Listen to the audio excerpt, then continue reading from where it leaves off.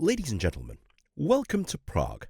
In this complete travel guide, I'll take you through the best attractions, how to get around the city, getting to and from the airport, what to do outside the city centre, and how to have the most amazing time in this famous European destination.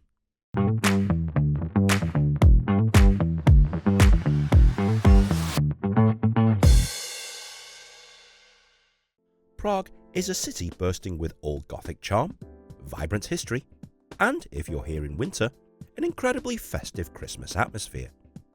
To make things easy for you, let's start by having a look at a map. Most of the attractions you'll want to visit are in the central areas like Malá Strana, the Old Town, and the New Town. The good news for you is that it's an incredibly walkable city, so you won't need much public transport to get around. I'll explain more about how to use the public transport system and how to get to and from the airport towards the end of the video. But first, let's visit Prague's most famous landmark, Prague Castle. This is one of the most significant historical sites in Prague. Perched high above the city, Prague Castle offers stunning views over the Vltava River and the Old Town.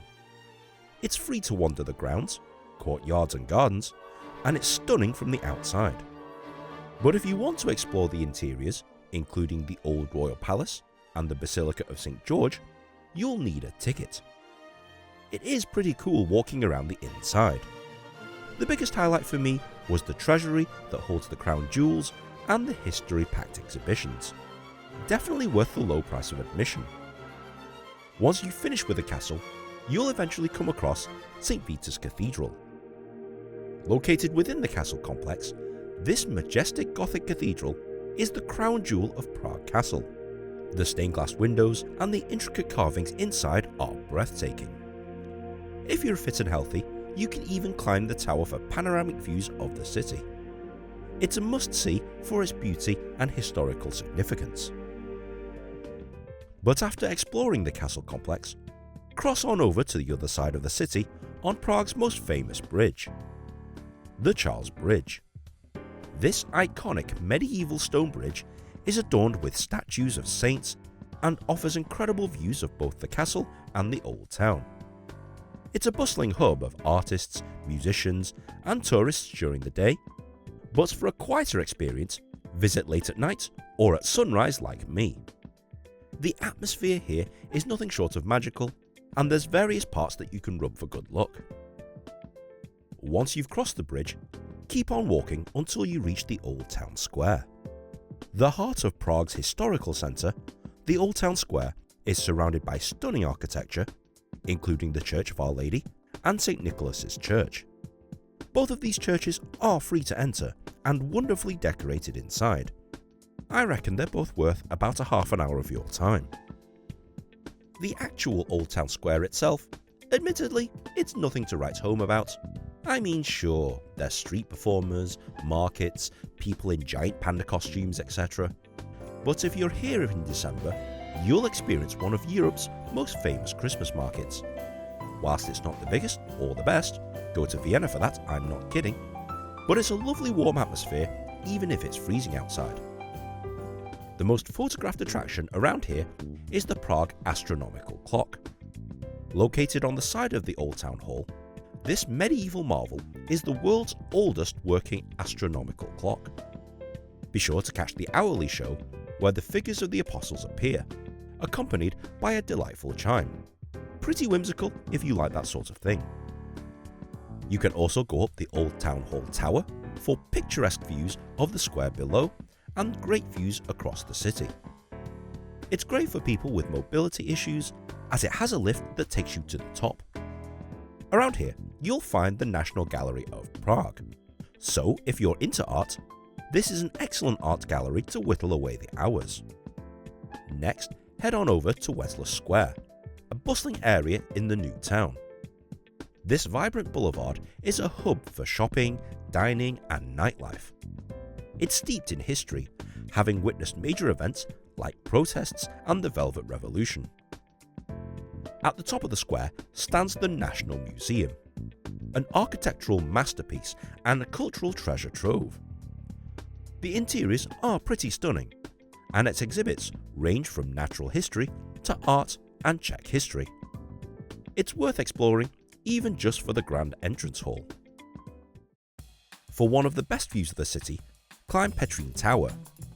Often called the mini Eiffel Tower by some, you can also explore the surrounding gardens and the mirror maze nearby.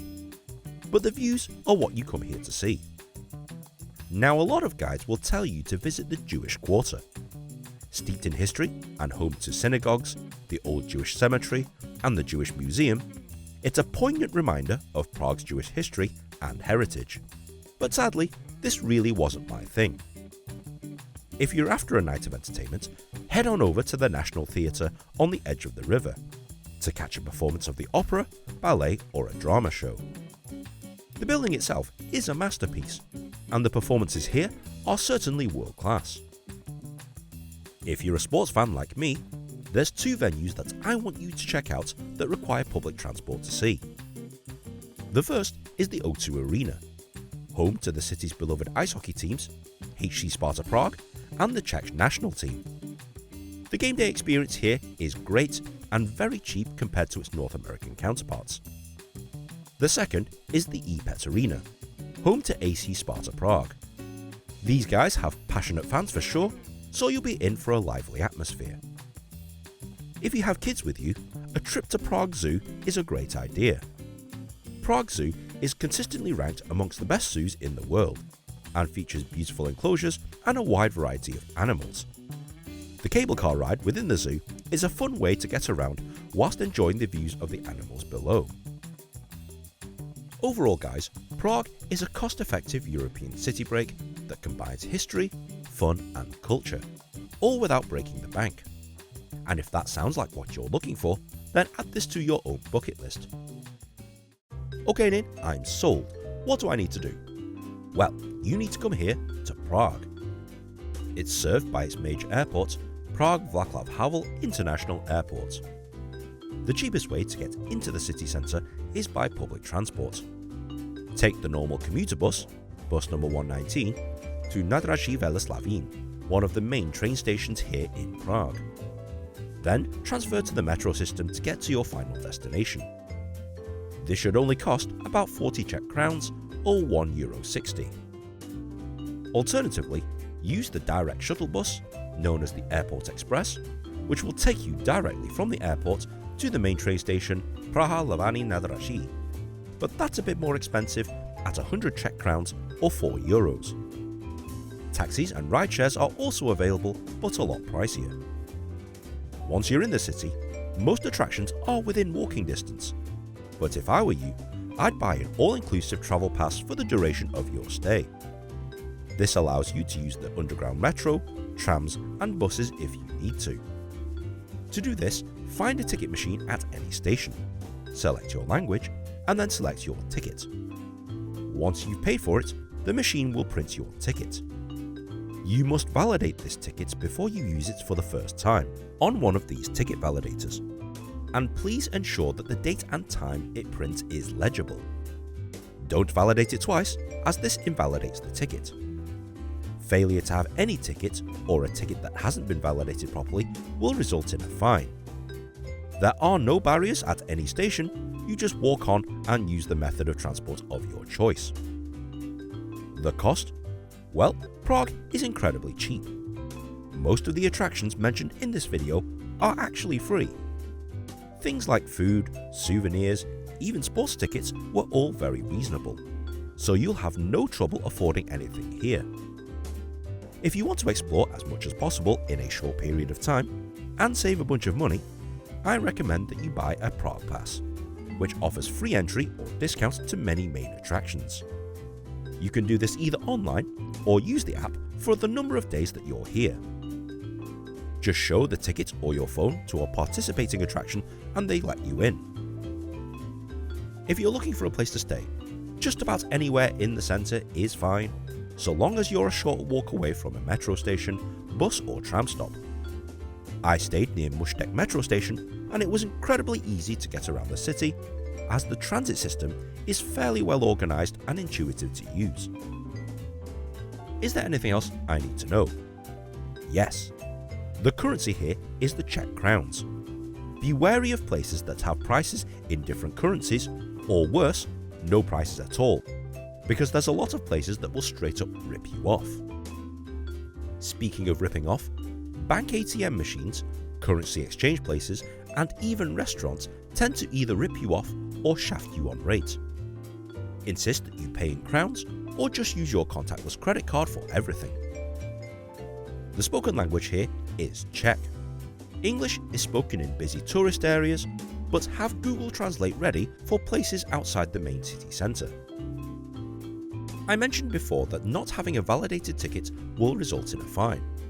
What will also incur fines is if the validation date and time cannot be read.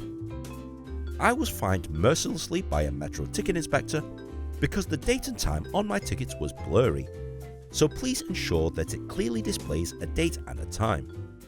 See a member of staff if something goes wrong during validation.